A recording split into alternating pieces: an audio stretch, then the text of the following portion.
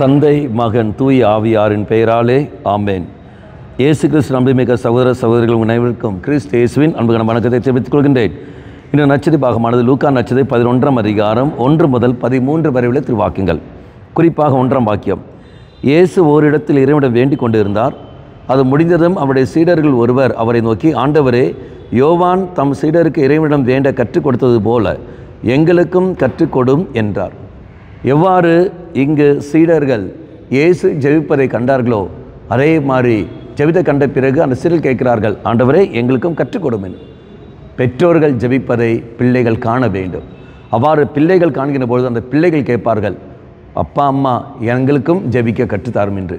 ஆனால் இன்று பெற்றோர்கள் ஜெபிப்பதில்லை, அதனால் பிள்ளைகளும் ஆலயத்துக்கு வருவதில்லை, பிள்ளைகளும் ஜெபிப்பதில்லை. அன்பானவர்களே, சிந்தித்து பார்ப்போம், இறைசல் மன்றாடுவோம். பெற்றோராகிய நீங்கள் எப்பொழுது ஒன்றாக இணைந்து கொண்டு ஜெபிக்கிறீர்களோ அந்த சமயத்தில் பிள்ளைகள் காண்பார்கள், பிள்ளைகளும் ஜெபத்தில் அமருவார்கள். ஆகவே ஜெபத்தில் அமர முயற்சி செய்யுங்கள். அம்மா மாதாவே, தெய்வ மாதாவே, எங்கள் மாதாவே, என் அன்னையே, விசேஷமாக எங்களுக்காக பரிந்து பேசுங்கள். ஆமேன். தந்தை மகன் தூய் ஆவியாரின் பெயராலே ஆமேன்.